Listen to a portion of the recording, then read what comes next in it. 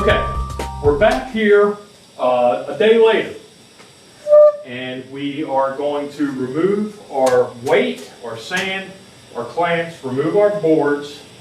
We're going to check to see that this thing is secure to the substrate, and then we're going to work on soldering in our corners and just kind of work on getting this thing finished up here. So I'll remove my sandbags.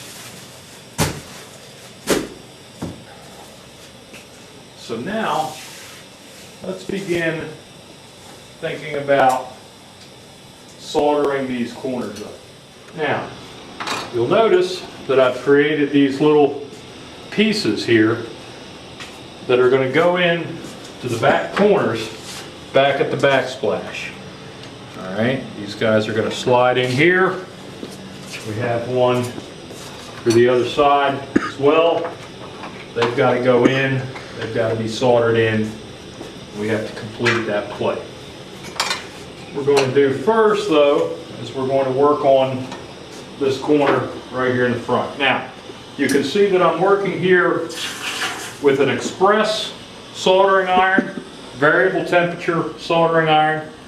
Going to be working with some lead-free solder here that I picked up.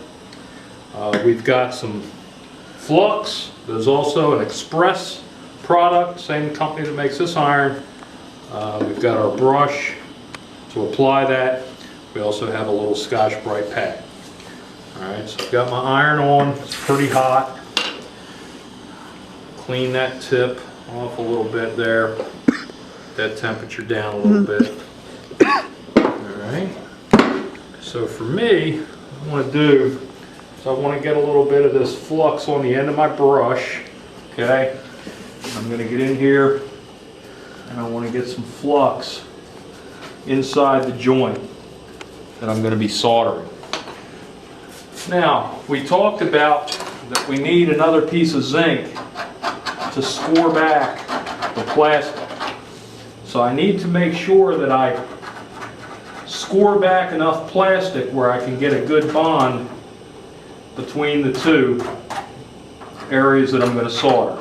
So I'm just basically scraping back a little bit of plastic so that my solder will stick to the zinc and not to the plastic itself, as this lead-free solder tends to want to stick to the plastic at times. Okay, so I'm going to get some good coverage there. I'll take my hammer, tap this guy tight, get it tightened up there, and then I'm ready to go ahead and solder this joint. Alright, so I'm basically going to start down here at the bottom, and I'm going to solder this joint together. Okay.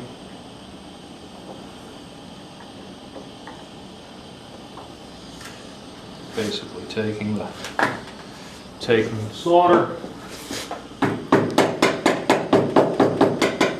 close that joint up. The tighter we get the joint, the easier it's going to be to solder.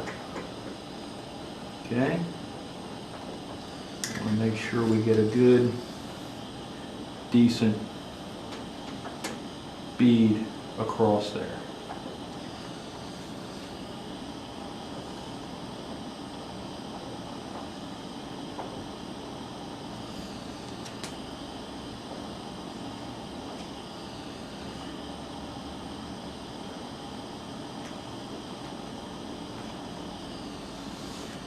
Again, I want to build it up a little bit, because when I sand this, I want it to try to come out to a nice true 45 out here on this end.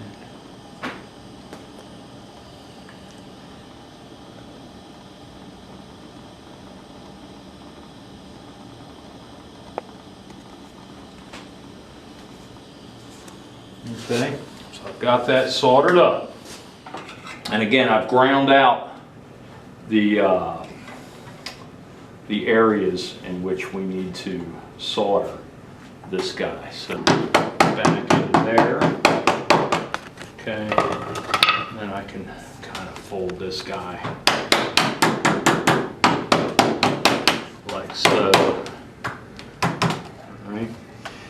Again, when we sand this down, it's going to be, you know, it all kind of turns the same color. It's all very natural.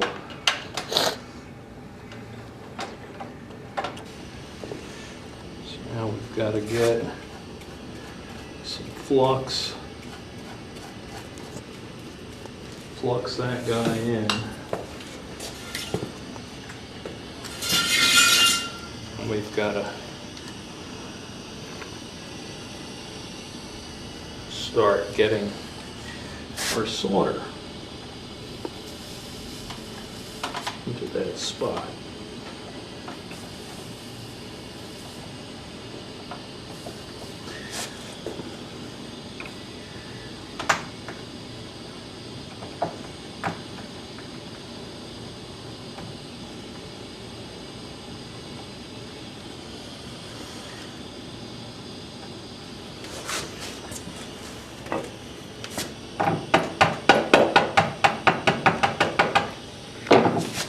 Again, the tighter I can get that seam,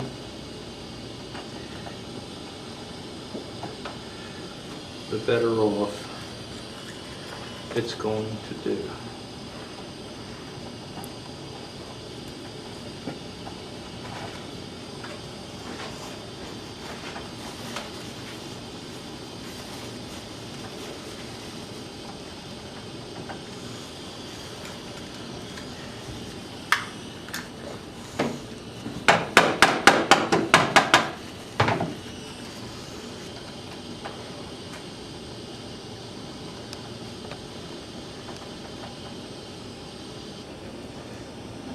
Try to get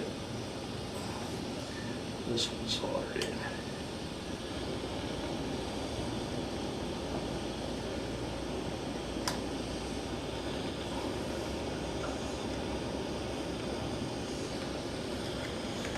And again, the sanding process is going to really help us get all of this all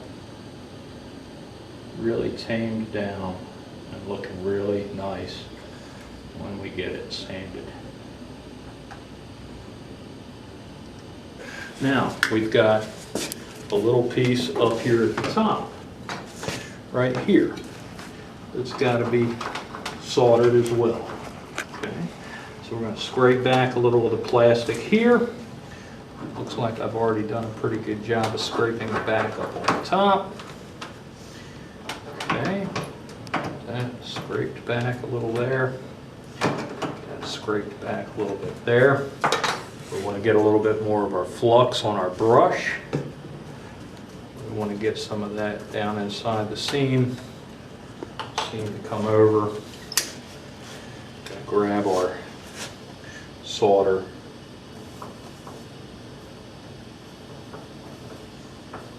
And we're going to solder that closed as well. Okay. All right. The soldering has been completed on the corners, back sides, top, corners, backsplash. Now we're going to go at it with a palm sander. All right. I've got some 120 grit paper on here, and I'm just going to simply go around and start to sand off, smooth down these seams.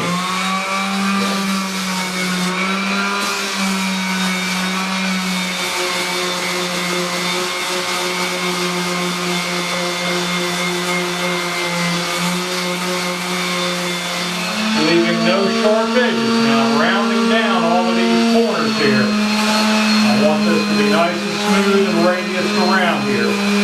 I don't want anyone to get caught on the end of a metal counter.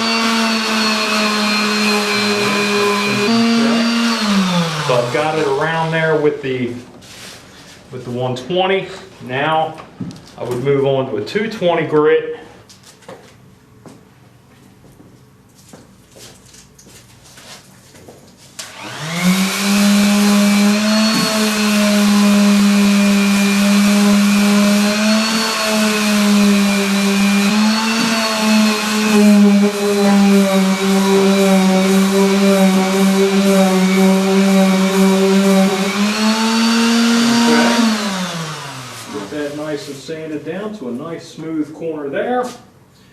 And then we keep on coming around.